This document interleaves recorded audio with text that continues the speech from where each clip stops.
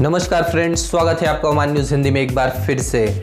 Ministry of health ने एक important update जारी किया है कि भारत में निर्मित वैक्सीन जिसका नाम है ऑक्सफोर्ड एस्ट्रेजेनिका, जो कि ऑक्सफोर्ड विश्वविद्यालय के सहयोग से मेड इन इंडिया वैक्सीन है, जिसकी डोज ओमान को सौंपी गई थी 1 लाख डोजें। और मिनिस्ट्री ऑफ हेल्थ ने इसके वितरण के बारे में एक जानकारी दी है कि ओमान का जो राष्ट्रीय टीकाकरण का अभियान हमारा चल रहा था, उसी के तहत इस वैक्सीन को भी हम टीकाकरण में शामिल कर रहे हैं। और जो भी पहले से निर्धारित हमारे टीकाकरण के केंद्र हैं, वहीं पे ये वैक्सीन मिलेगी। नए समूह को हम टारगेट करेंगे और जिन लोगों को फाइजर एंड बायोटेक कंपनी की पहली डोज मिली है, कृपया वो ध्यान दें कि जब तक फाइजर एंड बायोटेक कंपनी की दूसरी वैक्सीन नहीं आ जाती है, दूसरा डोज नहीं आ जाता है, उन लोगों को दूसरे कंपनी की वैक्सीन लेने से बचना चाहिए। स्वास्थ्य मंत्रालय ने बताया है कि कोविड-19 वायरस के जो दूसरे संक्रमण की बात हो रही है, नए स्ट्रेन की बात हो रही है,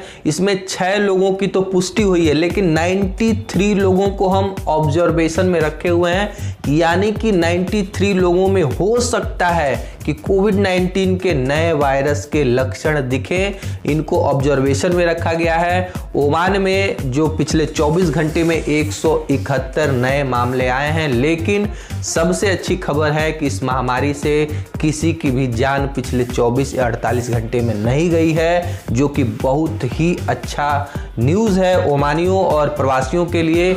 OCCI के अध्यक्ष ने एक प्रेस कॉन्फ्रेंस करते हुए जानकारी दी है कि श्रम मंत्रालय ने प्रवासियों के वर्क परमिट के ऊपर जो फीस बढ़ाने का फैसला लिया है, वो निजी क्षेत्र की कंपनियों के ऊपर एक अतिरिक्त बोझ डालता है। और जब ये बोझ पड़ेगा तो बहुत ज़्यादा ही कंपनियों के ऊपर दबाव होगा, और जिससे जो प्रोडक्ट्स हैं, जो सेवाएं हैं, वो महंगी हो जाएंगी। और अभी इस महामारी के कारण जितनी भी वर्क इंडस्ट्री है, वो बहुत बुरी तरीके से प्रभावित है।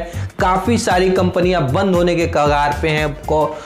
बहुत सारी कंपनियां अपने वर्करों को निकाल रही हैं, और इस समय पे यदि ये फैसला लागू हो रहा है तो कहीं ना कहीं बहुत ज़्यादा नेगेटिविटी आएगी। मैं श्रम मंत्रालय से रिक्वेस्ट करता हूं कि ये जो फीस बढ़ाने का फैसला है, अभी थोड़ा डिले कर दिया जाए। जब स्थिति नॉर्मल हो, उसके बाद इस फैसले को लागू कर सकती है श्रम मंत्रालय। एक तरफ OCCI के अध्यक्ष ने रिक्वेस्ट की है कि श्रम मंत्रालय इस बढ़े हुए फीस के फैसले को थोड़े समय के लिए टाल दे, लेकिन श्रम मंत्रालय के अंडर सेक्रेटरी नासिर अल होसनी ने बताया है कि देखिए, ओमान में जिस तरह से हम वर्करों के वर्क परमिट पे फीस बढ़ाए हैं, इसका कोई नकारात्मक प्रभाव नहीं पड़ेगा। उन्होंने सफाई देते हुए बताया कि हमारे पड़ोसी देशों में तो इससे ज़्यादा फीस लगती है जो एक्सपेक्ट के वर्क परमिट बनाया जाता है। तो श्रम मंत्रालय के अंडर सेक्रेटरी ने अपने बयान में बताया है कि देखिए, यदि कंपनियों को लगता है कि जो वर्क परमिट का जो फीस बढ़ चुका है, जिससे